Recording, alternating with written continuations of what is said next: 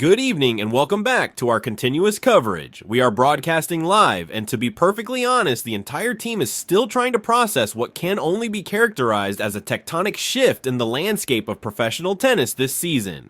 If you are just tuning into the broadcast now, you might be glancing at the breaking headlines emerging from Doha this evening and genuinely asking yourself if there has been a reporting error. You are probably scrutinizing the attendance figures, the deafening decibel levels, and the ticket sales data coming out of the Qatar Open, wondering if the tournament directors secretly moved the finals up by a full week.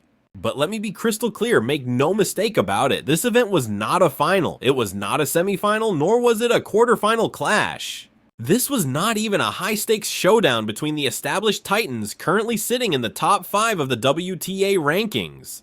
What we all witnessed today at the Khalifa International Tennis and Squash Complex was a first-round match, a simple round of 64 encounter that by all traditional metrics should have been a quiet standard affair on a sleepy Monday afternoon.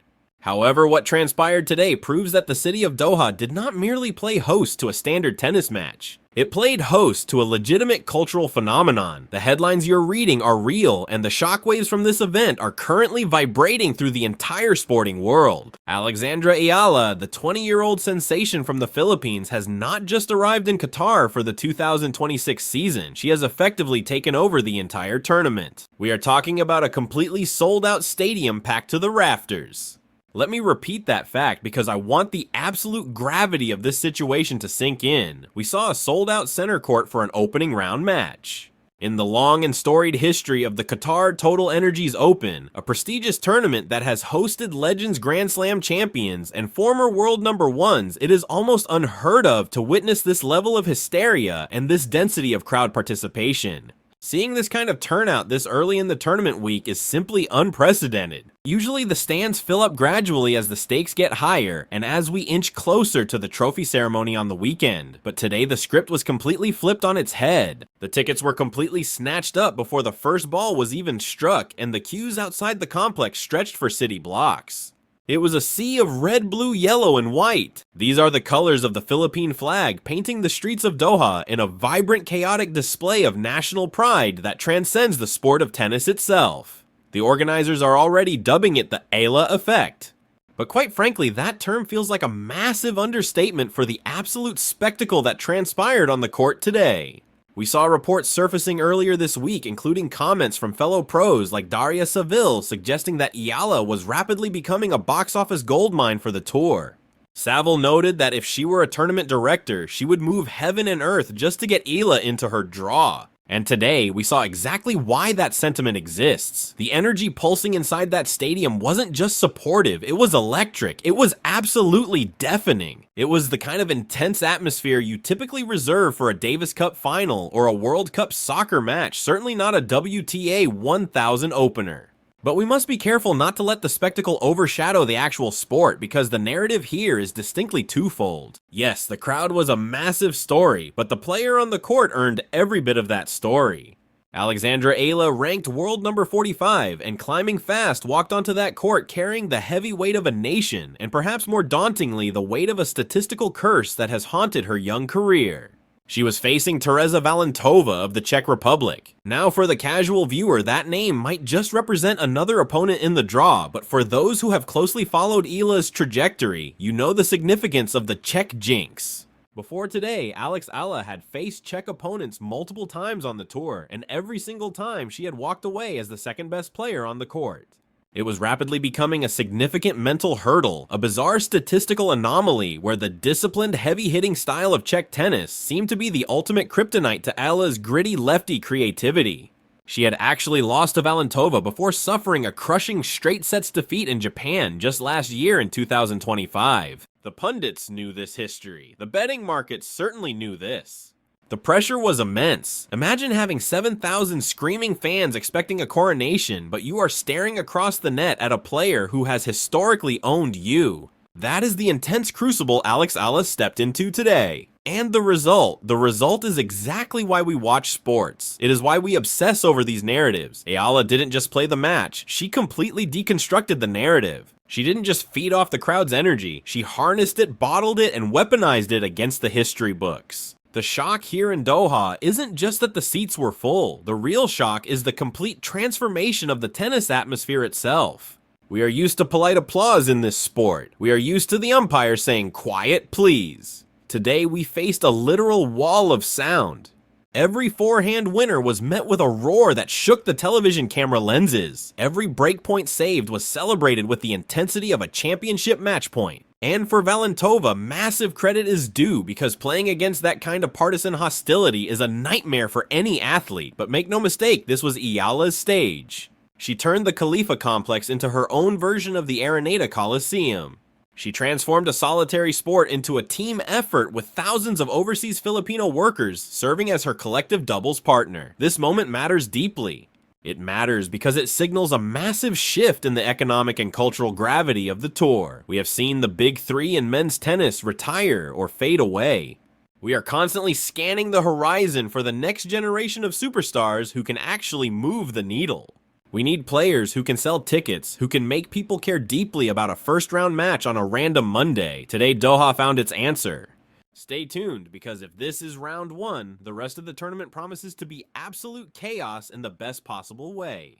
It is no longer simply about the tennis being played on the court. It has evolved into a story about profound human connection. Alexandra Eala possesses that intangible X factor, a magnetic link with a global diaspora that is passionate, vocal, and absolutely starving for genuine representation on the world stage. So as we settle in for this comprehensive deep dive, we are going to unpack every single detail. We need to dissect the specific technical adjustments Eala implemented to finally shatter the so-called Czech jinx. We are going to crunch the numbers behind this historic attendance record and evaluate exactly what these figures signal for the future of the WTA Tour across the Middle East. We need to discuss the powerful OFW phenomenon and how the Filipino overseas community is single-handedly rewriting the revenue playbooks for major tournaments in this region. And naturally, we are going to break down the match itself, the shots, the rallies, and the moments that mattered. We will examine the grit, the tactical genius, and the sheer audacity it took for a 20-year-old to walk into a sold-out coliseum and deliver the absolute performance of her life. The city of Doha is still reeling in shock. The entire WTA Tour is buzzing with the news, and Alexandra Eala has officially put the tennis world on notice. She is no longer just a name filling out the draw in these major events. She has become the main event. Do not go anywhere, because we are diving deep into what is quickly becoming the defining sports story of the year. Now, to truly grasp the magnitude of what transpired today, we have to peel back the layers of context. We cannot view this victory in a vacuum. We must analyze the arduous road that led to Doha, the specific stylistic clash of this matchup, and the broader narrative of Eala's 2026 season, which is rapidly shaping up to be her definitive breakout year. Let's begin with the context of the Czech jinx. It sounds like mere superstition, but in the world of high-performance sports, these statistical patterns can harden into formidable psychological blockades. Coming into this showdown, Alexandra Eala held a grim 0-9 record against players from the Czech Republic across all levels of professional play. That losing streak includes defeats to heavy hitters like Marie Buzkova, Katerina Siniakova, and of course her opponent across the net today, Tereza Valentová. In their last meeting at the Japan Women's Open back in October 2025, Valentová didn't just beat Eala, she dismantled her 6-1. 6-2. It was not even a contest. Valentova's game, characterized by a booming serve, flat ground strokes, and relentless aggression, is engineered to rush a player like Eala, who prefers to construct points, utilize her lefty spin, and maneuver her opponents out of position. So when the draw was officially announced for the Qatar Open, you could hear a collective groan from the tennis analytical community. Here was Eala, fresh off achieving a career-high ranking of 45 and playing the best tennis of her life following that quarterfinal run in Abu Dhabi. And who does she draw? The one specific archetype of player she cannot seem to solve a rematch with, the very woman who crushed her just 4 months ago. But this is where the evolved Alexandra Eala of 2026 enters the conversation. We saw sparks of this evolution in Abu Dhabi against Ekaterina Alexandrovas. Even though she lost that specific match, the intent and aggression were undeniable. The willingness to step inside the baseline and take the ball on the rise was evident. Today against Valentova, Eala did not wait for the Czech player to make errors. She took the racket out of her hands. From the very first ball struck, the tactical shift was visibly different. Back in Japan, Eala was pinned 5 feet behind the baseline, scrambling desperately to defend against Valentova's power. Today, fueled by that deafening crowd, Eala held her line. She used the lightning-fast courts of Doha to her advantage. We saw her utilize that wicked lefty slider serve out wide on the ad court. It was a classic Rafa Nadal-esque tactic, opening up the court geometry and then immediately striking the forehand winner into the vacant space. She was not playing not to lose, she was playing to dominate. The first set was an absolute masterclass in composure. Valentova came out swinging as expected, breaking Eala's serve in the third game. In the past, this is the moment where Eala might have folded or panicked. But the crowd, we have to talk about that atmosphere. When Eala went down a break, the stadium did not go quiet. The chants of "Let's go Alex" only grew louder. It was a relentless wall of sound. It created a pressure cooker environment for the opponent, and Valentova, who is also young, clearly felt the heat. She started overhitting. She started pressing too hard on her serve, and Eala, sensing blood in the water, broke back immediately with a stunning backhand down the line winner that nearly took the roof off the arena. Winning that first set was like an exorcism. You could physically see the weight of the Czech jinx evaporating from Eala's body language. The fist pumps became more emphatic. The stride between points became significantly more confident. By the time they reached the second set, it was no longer a contest of skills. It had become a contest of will. And Eala had 7,000 people pushing her will forward. Now let's pivot to the main attraction aspect of this news story. Why is this happening? Why is Alex Eala selling out a stadium in Qatar on a Monday night? We need to look at the demographics. The Middle East, specifically the UAE, Qatar, and Saudi Arabia, hosts massive populations of overseas Filipino workers. For decades, these communities have been the essential backbone of the region's infrastructure, healthcare systems, and service industries. But in the world of elite sports, they have rarely had a global superstar to rally behind in person. Boxing had Manny Pacquiao, but his mega fights were largely hosted in Las Vegas or Macau. Basketball is huge, but the NBA remains in America. Tennis provides a unique opportunity because it is a truly global tour that actually travels to these hubs. Whenever Alex Eala steps onto the courts in bustling hubs like Abu Dhabi, Dubai, or Doha, the concept of her being the visiting underdog completely evaporates. She is without fail the overwhelming crowd favorite. This phenomenon represents a seismic shift in the traditional tennis landscape, disrupting the long-held norm where home court advantage is strictly reserved for local nationals or transcendent global icons like Roger Federer or Rafa Nadal. What we are witnessing is Eala single-handedly manufacturing a traveling fortress of support, effectively creating a roving home court advantage wherever she goes. The proof was undeniable during the Australian Open in Melbourne earlier in 2026, a city teeming with Filipino pride, and we saw that same electric atmosphere carry over to Abu Dhabi and now reach a fever pitch here in Doha. Let us be honest about the reality of the sport. Tournament directors are running a business first and foremost focusing on shifting tickets, securing lucrative sponsorships, and filling up high-end hospitality suites. For decades, the opening rounds of WDA 1000 events across the Middle East have struggled with a persistent problem: cavernous stadiums and lackluster attendance figures during the weekdays. It has become an industry-wide headache where you frequently see the world's top 10 players battling it out in front of sparse crowds until the weekend finals, but Alex Eala is the antidote to that stagnation.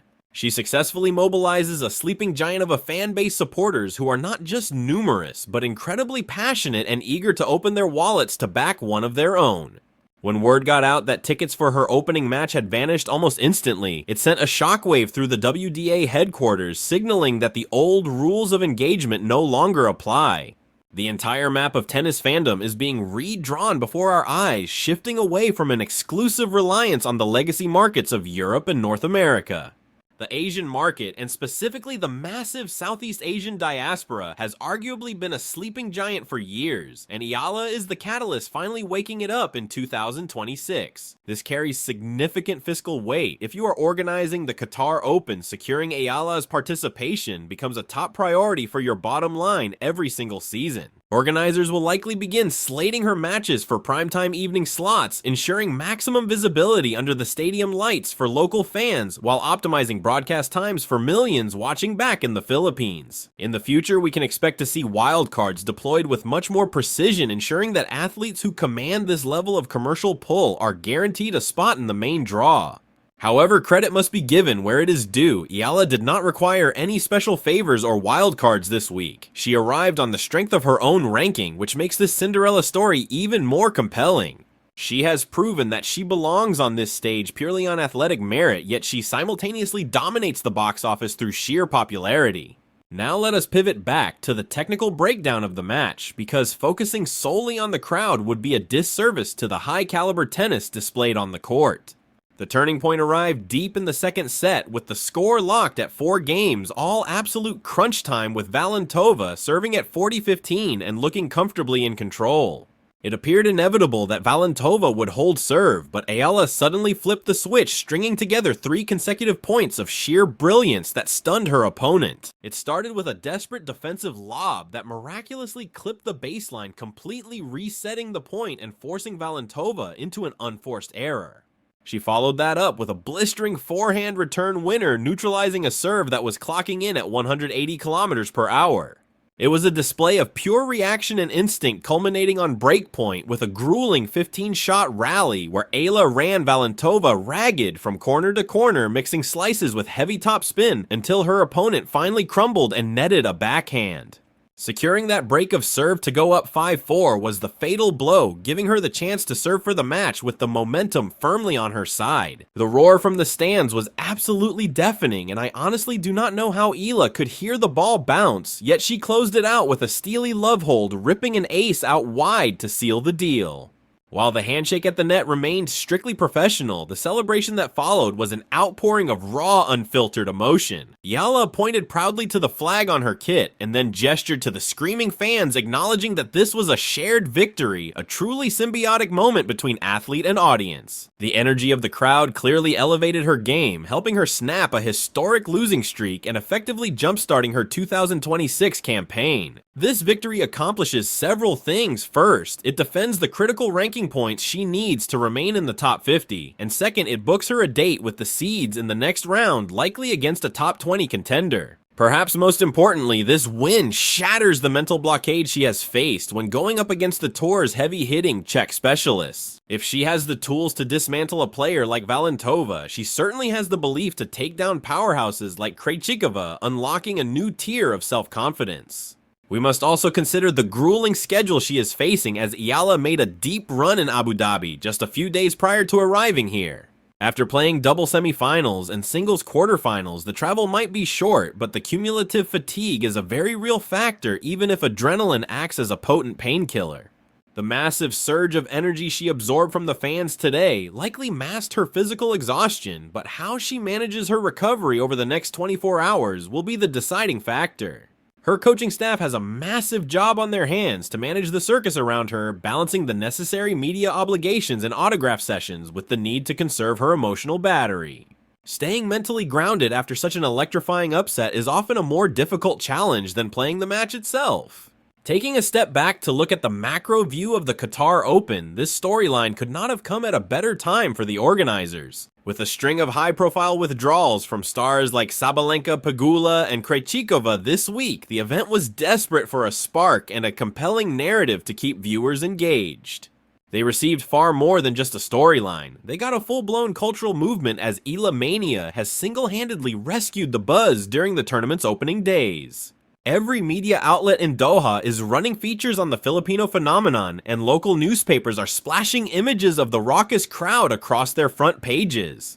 This dynamic inevitably places immense pressure on the other competitors. Imagine being a top 5 seed, playing on court 1 in front of 200 polite clappers, while the world number 45 is packing center court with 7,000 screaming fanatics. It completely disrupts the established hierarchy and forces everyone to rethink the pecking order. It compels the tennis establishment to sit up and take notice. We have already heard private whisperings from players like Daria Saville regarding the shift in atmosphere.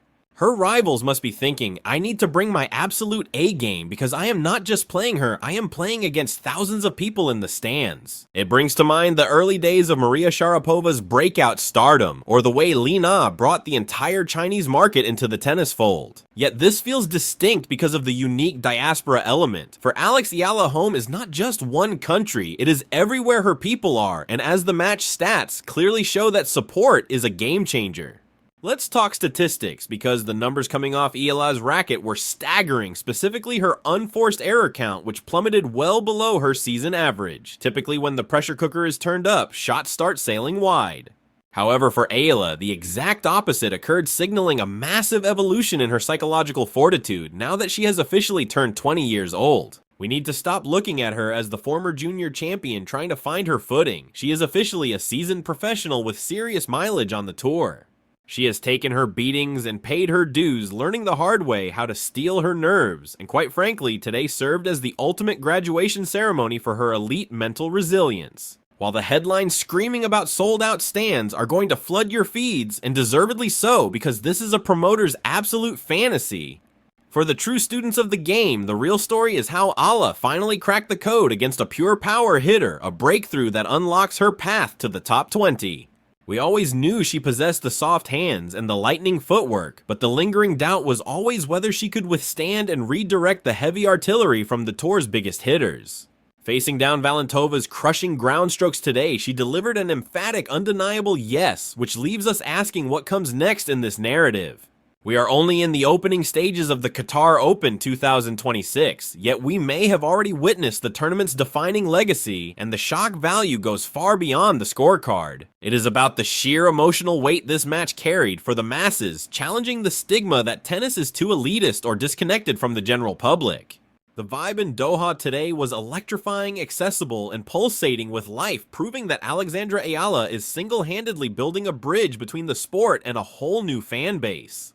If she maintains this level of artistry, we are not just talking about packing the stands for round 1, she will be the reason the stadium is bursting at the seams for Sunday's final.